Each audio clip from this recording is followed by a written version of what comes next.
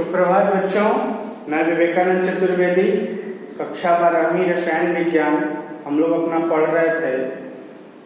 जो online YouTube channel education for skill के माध्यम से हो रहा था, मैं आप सभी का स्वागत करता हूँ। आज हम लोग एक नए टॉपिक के बारे में चर्चा करेंगे जिसको हम लोगों ने पढ़ा था, जो था राउल्ट्स लॉ, हेनरी लॉ। इन सारी चीजों के बारे में हम लोगों ने पढ़ा था। उसी के एप्लीकेशन पे एक पॉइंट है आदर्श और अनादर्श विलयन, विलेयता से जुड़ा हुआ, जिसको मैंने आपको चर्चा थोड़ा बहुत करा था। तो उसी के बारे में आज हम पढ़ेंगे, आदर्श और अनादर्श विलयन।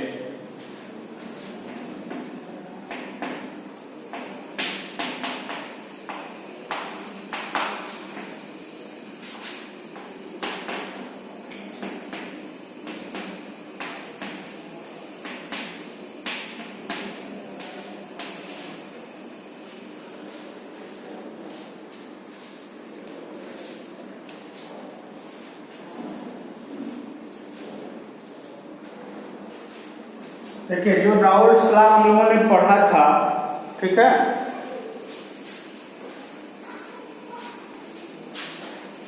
तो उस राउल्ट्स लॉ के अकॉर्डिंग दो प्रकार के विलयन होते हैं। एक होता है आपका आदर्श विलयन, मैं दोनों को एक साथ चर्चा कर दे रहा हूं। एक होता है आपका आदर्श विलयन और दूसरा होता है अनादर्श विलयन। ठीक है, तो सबसे पहले तो हम ये जान लें कि आदर्श और अनादर्श विलयन होते क्या हैं। ठीक है, तो जब हम आदर्श विलयन की बात करते हैं तो ऐसा विलयन जो सभी सांद्रता पे, किस पे, ऐसा विलयन जो सभी सांद्रता पे राउल्ट्स लॉ को फॉलो करता है, यानी कि राउल्ट्स के नियम का पालन करता है, उसे हम क्या कहते हैं, आदर्श विलयन कहते हैं। अब इसके बारे में बात करेंगे कि दोनों में हमें कॉमन चीजें कुछ पढ़नी है, तो हम दोनों को एक साथ लेके चलेंगे, आदर्श विलयन भी अनादर्श विलयन। ठीक, तो सबसे पहले परिभाषा इसकी हुई कि जो है ऐसा विलयन जो सभी प्रकार के सांद्रता पर राउल्ट्स लॉ के नियम को फॉलो करता है, राउल्ट्स के नियम को पालन करता है, उसे हम आदर्श विलयन कहते हैं। और वे सभी विलयन जो सभी सांद्रता पे राउल्ट के नियम का पालन नहीं करते, उन्हें हम क्या कहते हैं, अनादर्श विलयन कहते हैं।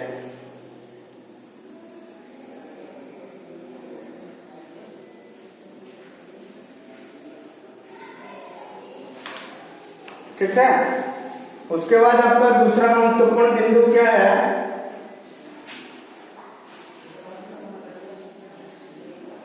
कि जब हमें कोई भी विलयन बनाना होता है, जब हम कोई भी विलयन बनाते हैं, मिश्रण को बनाते हैं, तो उसमें शुद्ध अवयव को हम अगर मिलाएंगे, हम आदर्श विलयन की बात कर रहे हैं, अगर हम उसमें शुद्ध अवयव को मिलाएंगे तो जो उसकी एंथैल्पी है, विलयन की एंथैल्पी है, वो क्या हो जाएगी, एंथैल्पी, और उस विलयन का आयतन, ये क्या हो जाएगा, कम हो जाएगा। यानी किसी भी विलयन में हम पहले इसकी बात कर लेते हैं पूरी, फिर हम इस पर चर्चा करेंगे। तो पहला क्या हो गया परिभाषा कि वे सभी विलयन जो राउल्ट के नियम का पालन सभी सांद्रता पर करते हैं, उन्हें आदर्श विलयन कहते हैं। अब हमें जब मिश्रण बनाना होता है, विलयन बनाते हैं, तो उसमें शुद्ध अवयव को अगर हम किसी मिश्रण में मिलाएं तो उसकी मिश्रण की एंथैल्पी और आयतन क्या होता है, कम हो जाता है। ऐसा किसमें होता है, आदर्श विलयन। यानी कि ये जो क्या होगा आपका, कि जो इनका परिवर्तन होता है, यानी कि एंथैल्पी का परिवर्तन और आयतन का परिवर्तन, ये क्या होता है, शून्य होता है। क्या होता है, शून्य होता है। कहने का तात्पर्य है कि इनमें कोई भी परिवर्तन नहीं होता, डेल्टा एच और डेल्टा भी, एंथैल्पी परिवर्तन और आयतन परिवर्तन।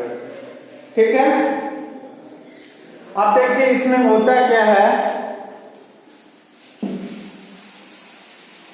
कि जो हम ये विलयन पढ़ते हैं, इनमें इन अणुओं के बीच जो अंतरा आणविक बल कार्य करता है, उसी के तहत हम इन्हें पढ़ते हैं। ठीक, तो इनमें जो शुद्ध अवयव होते हैं, जो ए और बी, ये ए बी जो लिखा है, ए स्टैंड फॉर विलेय और बी से विला जो है क्या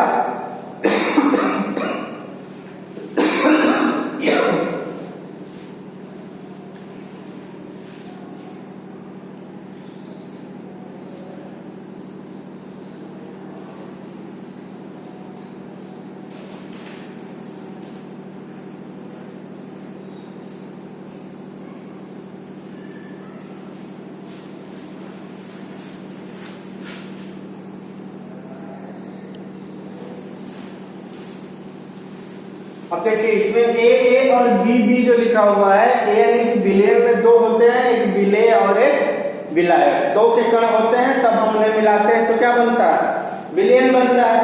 तो जब ये अंतरा आणविक आकर्षण जो शुद्ध अवयव होते हैं उनमें इसी प्रकार का होता है, यानी कि जो विलेय के कण है वो विलेय के कणों को आकर्षित करेंगे और विलायक के कण विलायक के कणों को आकर्षित, ये शुद्ध अवयव के लिए होता है। लेकिन जब हम द्विअंगी विसरण की बात करते हैं तो उसमें तीन प्रकार के पाए जाते हैं। क्या क्या, ए बी और एक होता है ए, यानी कि विलेय विलेय हो गया, विलायक विलायक हो गया और विलेय विलायक हो गया। ये तीन प्रकार का आकर्षण हो गया। ठीक है, अब क्या होता है कि जब ये ए और बी ये जो तीनों बने हुए हैं आपके, इन तीनों के बीच का आकर्षण बल अगर समान हो, ए विलेय का, बी का और इसका, तो इसी को हम कहते हैं आदर्श विलेय। क्या कहते हैं, आदर्श विलेय। यानी इसकी परिभाषा हम इसके आकर्षण बल पे देते हैं, ये अगर समान होगा तो हम इसे क्या कहेंगे, आदर्श विलेय कहेंगे। अब अगर हम इसके एग्जाम्पल की बात करें तो ये होता है आपका एन हेक्सेन, ठीक है, N hexane, N stands for normal है, लॉन्ग चेन जो होती है आपकी। उसके बाद ब्रोमो एथेन,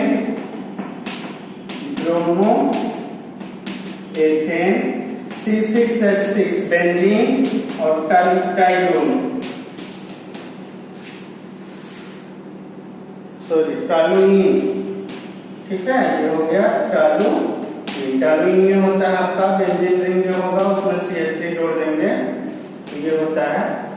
यानी कि हमें आदर्श विलयन में क्या क्या चीजें जानना है। पहला तो ये कि आदर्श विलयन की परिभाषा क्या होती है, कि ऐसे में सभी विलयन जो राउल्ट के नियम का सभी सांद्रता पर पालन करते हैं। दूसरा हो गया कि जब हम किसी मिश्रण में शुद्ध अवयव को मिलाते हैं तो उनमें एंथैल्पी का परिवर्तन और आयतन का परिवर्तन शून्य होता है। इनके बीच जो विलयन बनते हैं, शुद्ध अवयव दो प्रकार के विलयन बनाते हैं, ए और बी। और अगर द्विअंगी मिश्रण की बात की जाए जिसमें दो चीज मिलाया जाएगा तो उसमें तीन प्रकार के बनते हैं। अब इन तीनों को हम आदर्श विलयन कब कहते हैं, जब ए बी और ए बी इन तीनों टाइप के इनके बीच का लगने वाला आकर्षण बल समान होगा, तब हम कहेंगे इन्हें आदर्श विलयन। और उनके एग्जाम्पल हो गए एन-हेक्सेन, ब्रोमोहेक्सेन, एन-हेप्टेन, बेंजीन और टॉलुइन। ठीक है, ये हो गया आपका। अब हम बात करेंगे अनादर्श विलयन।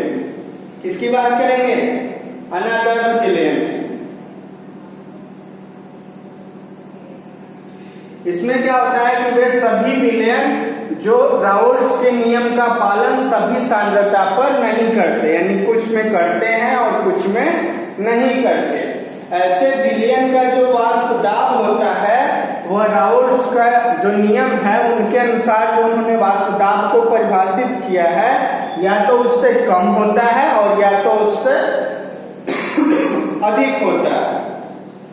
अब इसमें क्या होता है कि अधिक और कम वाष्प दाब होने की वजह से इनमें विचलन होता है। क्या होता है, विचलन होता है, एक पॉजिटिव और एक निगेटिव। अधिक वाष्प दाब होता है तो पॉजिटिव और कम वाष्प दाब होता है तो निगेटिव। यानी कि ये हो गया आज का अनादर्श विलयन। इसमें क्या होता है कि सभी की सांद्रता समान नहीं होती सभी विलयन के लिए।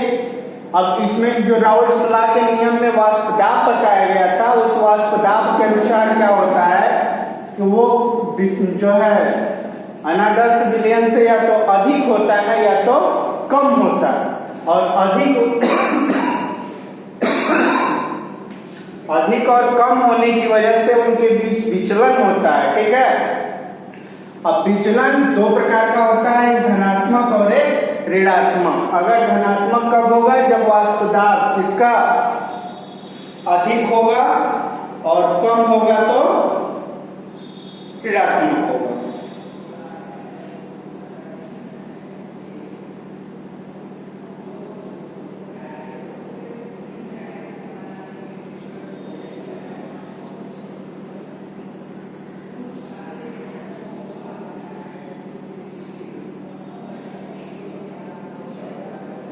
ठीक है, अब देखिए इसमें थोड़ा सा और मैं बताता हूं आपको।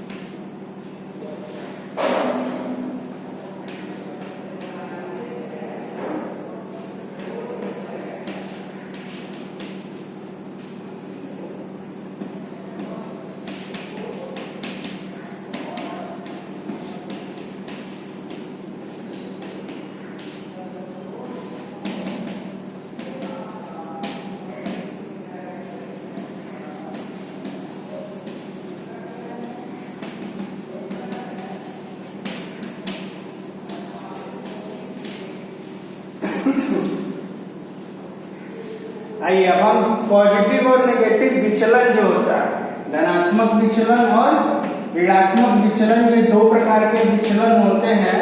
ये क्यों होता है? क्योंकि अनादर्श विलयन सभी सांद्रता पर राउल्ट के नियम का पालन नहीं करते हैं। तो जब राउल्ट के नियम का वाष्प दाब अधिक होता है तब ये अनादर्श विलयन पॉजिटिव विचलन दिखाते हैं, और कम होता है तो ऋणात्मक विचलन दिखाते हैं।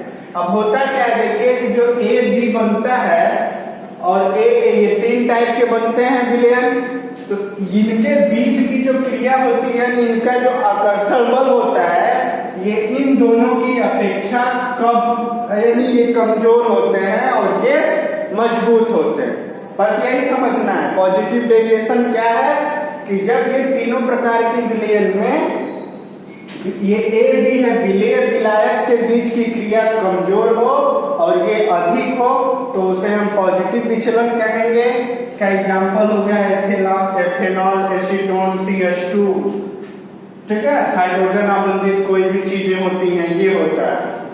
अब उसके बाद नेगेटिव में क्या होगा, उसी का अपोजिट, ए बी में क्या हो जाएगा, अधिक, और ये हो जाएगा कम। इस प्रकार का विचलन जैसे फिनॉल, एनिलीन, क्लोरोफॉर्म और एसीटोन, इस तरह से ये क्या करते हैं, दर्शाते हैं।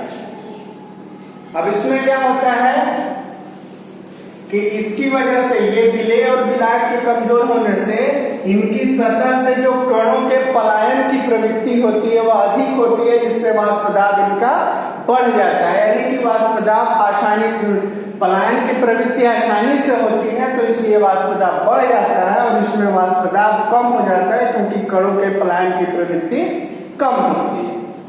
ठीक है, अब उसके बाद एक पॉइंट और बचा आपका, फिर ये टॉपिक आपका पूरा हो जाएगा। एक होता है स्थिर क्वाथी, स्थिर क्वाथी। ठीक है, अब देखिए ये दो प्रकार का होता है। एक होता है न्यूनतम क्वथनांक, यानी किसी भी चीज को जब हम गर्म करते हैं उसमें से चीजों को अलग किया जाता है, उसी को हम कहते हैं स्थिर क्वाथी। ये दो प्रकार का होता है, एक न्यूनतम और एक अधिकतम। यानी जब हम किसी भी चीज में दो चीजों को मिश्रण से अलग करते हैं तो उसमें एक की मात्रा अधिक और एक की मात्रा बहुत कम होती है। जैसे कि शर्करा जो होता है वो क्या होता है, शर्करा के विलयन से जो इथेनॉल प्राप्त होता है उसमें 95% क्या होता है, इथेनॉल होता है, और जल कितना होता है, 5%। यानी कि 95% ये हो गया आपका इथेनॉल और 5% ये जल। इसका जो है क्या होता है, मिश्रण प्राप्त होता है आपको। ठीक है, और अधिकतम यानी कि इसमें कहने का तात्पर्य है कि कुछ मिश्रण से अवयवों को अलग करने के लिए हमें कम ताप देना पड़ता है और कुछ को अधिक ताप देना पड़ता है। ठीक है, इसी को जो है स्थिर क्वाथी वो आपका कहते हैं। तो इस प्रकार का ये हुआ आपका इसमें कि आदर्श और अनादर्श विलयन क्या होता है, उनको कैसे परिभाषित करते हैं, पॉजिटिव और नेगेटिव डेविएशन को समझा आपने इस टॉपिक को। तो इसे आप ध्यान से देखें। इसके बाद 3-4 टॉपिक हम लोग के और बचेंगे, फिर ये दूसरा अध्याय हम लोगों का पूरा होगा। तो आगे का हम लोग अगले वीडियो में देखेंगे। तब तक के लिए आप इसे ध्यान से देख के समझे, पढ़े। धन्यवाद।